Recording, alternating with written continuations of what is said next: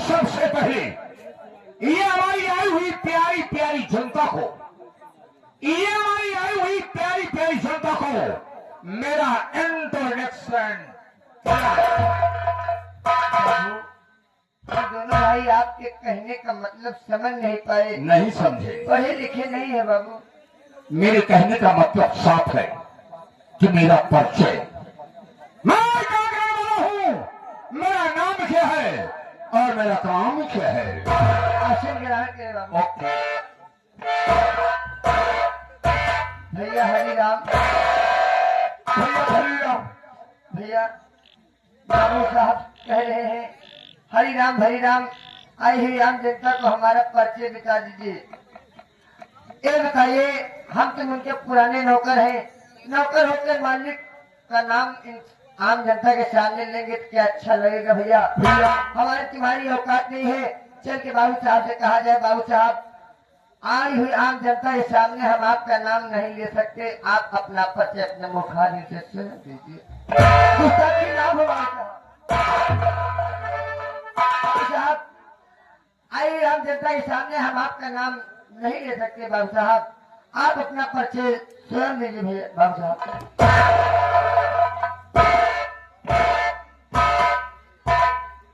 हरिराम, हरिराम। दोस्तों, ये काल्पनिक कहानी आप लोगों के सामने पेश है, किसी के नाम पर आधारित नहीं है। इसमें जितने भी पात्र हैं सब काल्पनिक है, मनोरंजन हेतु बनाई गई है। ये जिला बिजनौर है, ये जिला बिजनौर ग्राम जगापुर है। जगापुर से लेकर बिजनौर तक मेरी रियासत है और इस रियासत के जमींदार ठाकुर जगन्नाथ सिंह जय। जगन्नाथ सिंह का घोराना और दुश्मन को खत्म करना मेरा वसूल है। जमींदार दो ही काम सीखा है, जमींदार दो ही काम सीखा है। पहला काम मौके का फायदा उठाना और दूसरा काम दुश्मन का लेश नाबूद मिटाना। हरिराम और हरिराम, सोचने की बात है, कहानी पर गौर कीजिएगा। सोचने की बात है कि हमारी धर्मपत्नी जिन्हें जमींदारी कहा जाता था, वो एक बच्चे का जन्म देकर भगवान को प्यारी हो। क्यों नहीं? सोचने की बात है कि जिसका जोड़ा फूट जाता है इंसान पर क्या गुजरती है।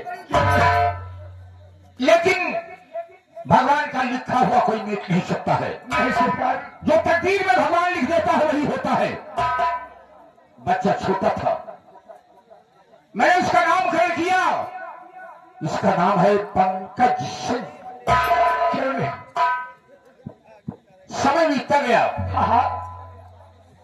लोग कहने लगे, अरे यही रिया कहने लगी, गांव के लोग कहने लगे कि ठाकुर साहब आपकी उम्र काफी है, अगर आप दूसरी शादी बना लेती है तो बड़ी अच्छी बात है। मैंने सोचा कि इतनी उम्र में कुंवारी औरत कहां मिलेगी,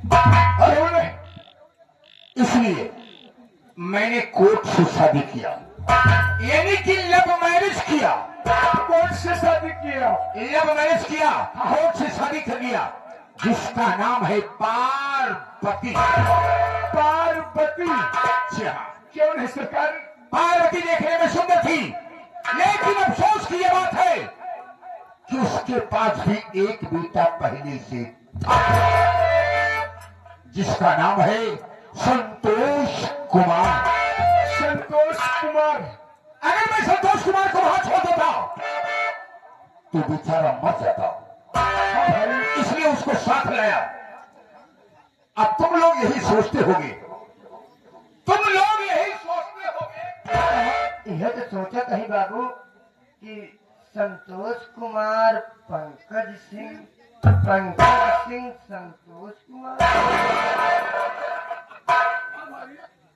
यही तो मैं पहले ही सोच रहा था। मैं सोचते थे बाबू कि ये हमारे नौकर यही सोचेंगे, एक तरफ सिंह है, एक तरफ कुमार है, कुमार है। लेकिन उस लड़के का नाम करण हो चुका था। आहिस्ता आहिस्ता बच्चे जवान हुए। जी बाबू। अरे सोचने की बात है, संतोष कुमार को पढ़ाया लिखाया, हाँ बाबू। अपने बड़े बेटे को पढ़ाया लिखाया, जी बाबू। अरे बड़े बेटे की भी शादी कर दिया, हाँ बाबू। काफी दहेज मिला। काफी दहेज मिला। अरे यहाँ तक कि दहेज से हवेली का कोना कोना भर गया, हाँ बाबू। दिल खुश हो गया। जी बाबू। लेकिन ये संतोषवा हरामजादा तो बाबू पढ़ते पढ़ते हरामखोर मंदिर में शादी कर लिया। अरे आधी बासे कोठी बासे होती।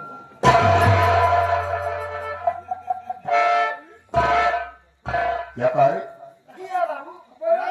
अरे नारायण,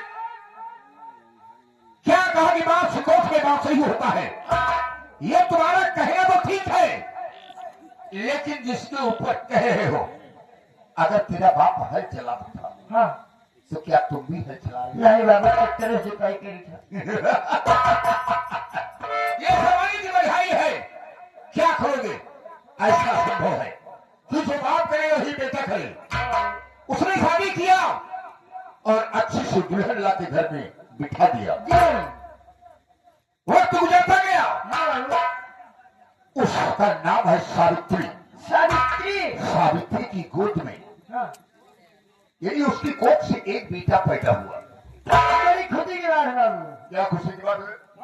अरे घर में नाती पैदा हो गया है।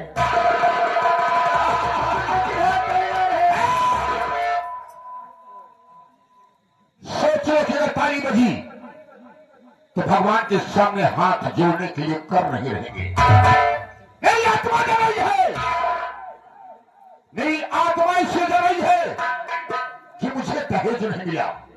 वो हरामजादा मंदिर में शादी कर लिया। मैं सोचता हूं कि सावित्री को घर से घर कर दे, मार करके घर से बाहर कर दे, हवेली से बाहर कर दे, तो हम उसकी दूसरी शादी कर देंगे, काफी दहेज मिलेगा। मेरे दहेज में नुकसान हुआ। अरे नालायक, सोचने की बात है। हाँ बाबू। उस बेटे का नाम है शिवम। शिवम। अरे तू तो है क्या बाहर? अब तो पढ़ाई कर रहा है शिव भैया।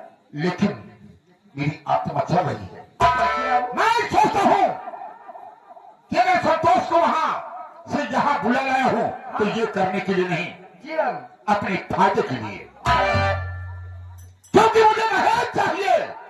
दहेज में मेरा नुकसान हुआ है। मैं सोचता हूं कि संतोष कुमार को समझा दूं। अगर संतोष कुमार समझ जाता है, हाँ बाबू।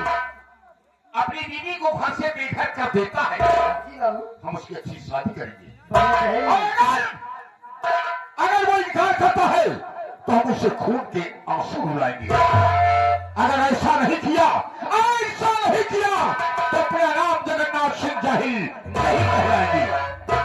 और ऐसा जी बाबू। और हम इसी वक्त चलते हैं संतोष कुमार के कमरे। और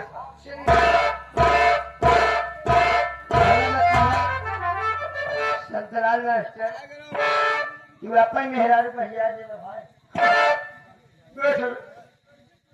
अरे अपन मेहरारू भैया दे दे। ए भाई, हम मेहरारू ना छोड़ी, बाकी चाहे दुनिया छोड़ दे।